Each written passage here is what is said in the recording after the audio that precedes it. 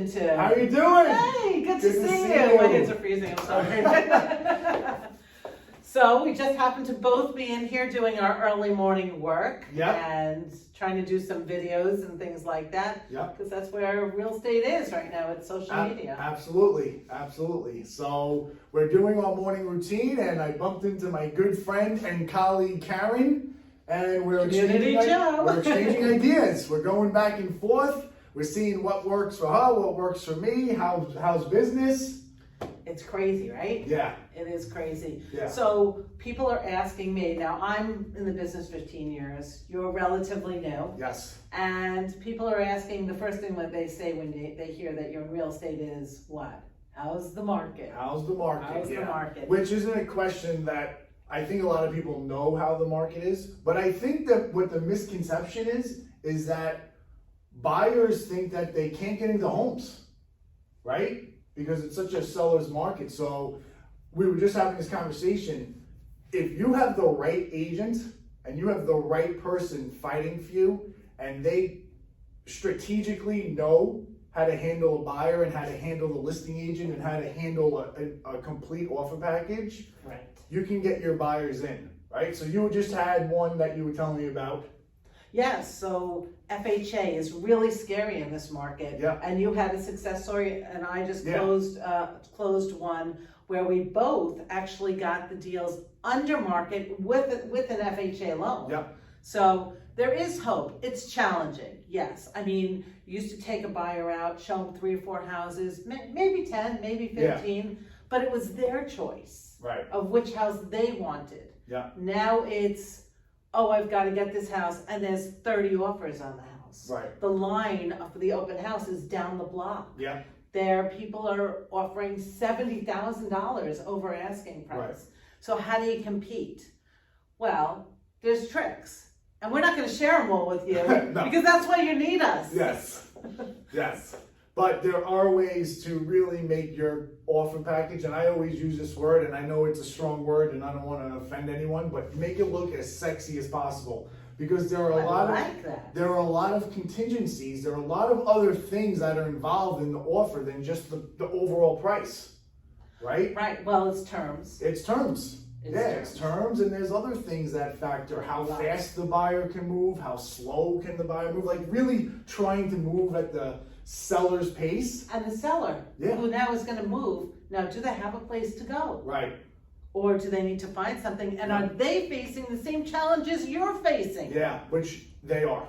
Oh, they are. Yeah. I just actually was waiting to hear back on a offer that I presented. We were the top offer.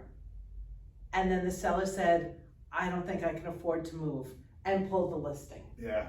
Really disappointing. My buyers loved it. Yeah. They were the winning bid. Yeah. And now they're not. Yeah. So it's a disappointing market. Set yourself up that you know that you're going to miss out on 30 houses before you get one. Right. But guess what? You only need one. Yeah, it only takes one, and it is an emotional and mentally challenging roller coaster, okay?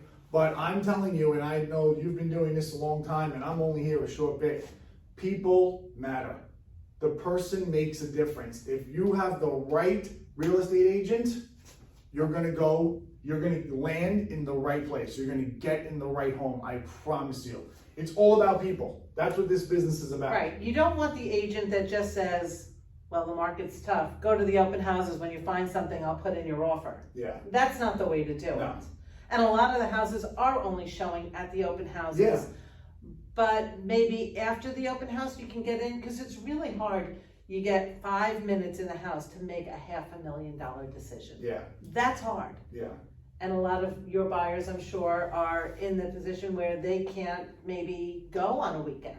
Yeah. A lot of essential workers are working Saturday and Sunday. They're Yeah. working 12-hour shifts. There's no way. Yeah.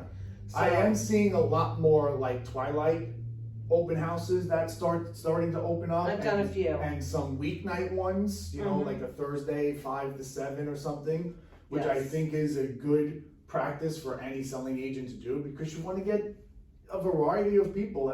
You know, you want to give everyone a shot. And that's a very important thing to sellers out there.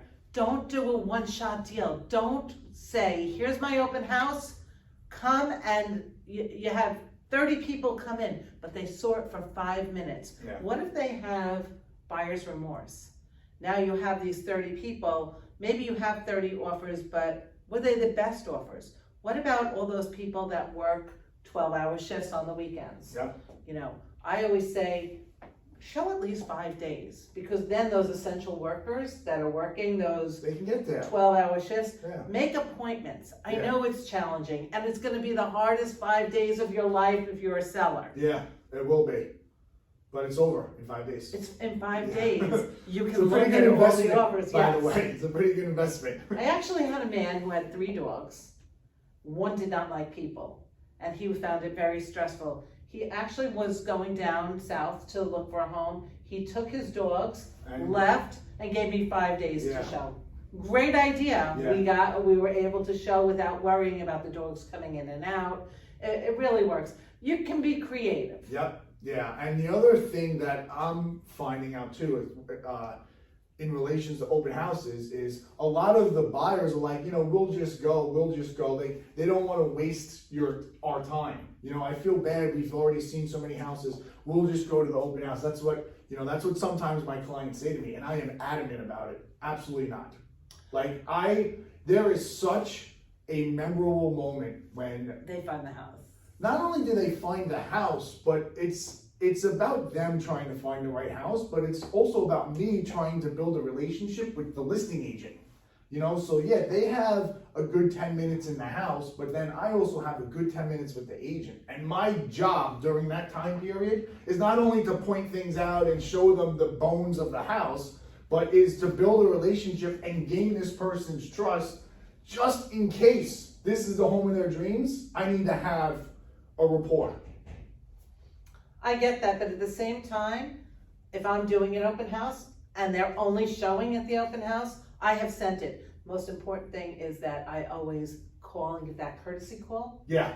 to the agent and say, hey, I see your first show is at that house. My buyers happen to be available. Sometimes it's only one. Yeah. But giving that courtesy call Of course. to them. Yeah. But then I always try and make a follow-up appointment if I'm unable to go, Yeah. to go and see that. Yeah. And it's really a courtesy to do that, but I actually had someone come to my open house last week, and an agent didn't let them into the open house prior because they were working with an agent, which you can't do.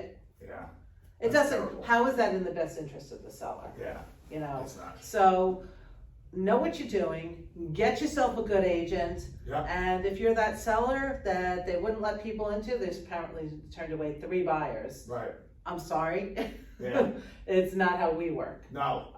No, what we stand for is in our name. It's Remax Integrity. Integrity, Yeah. yes, And yes. that's our culture. That's the fabric of what we do each and every day is integrity.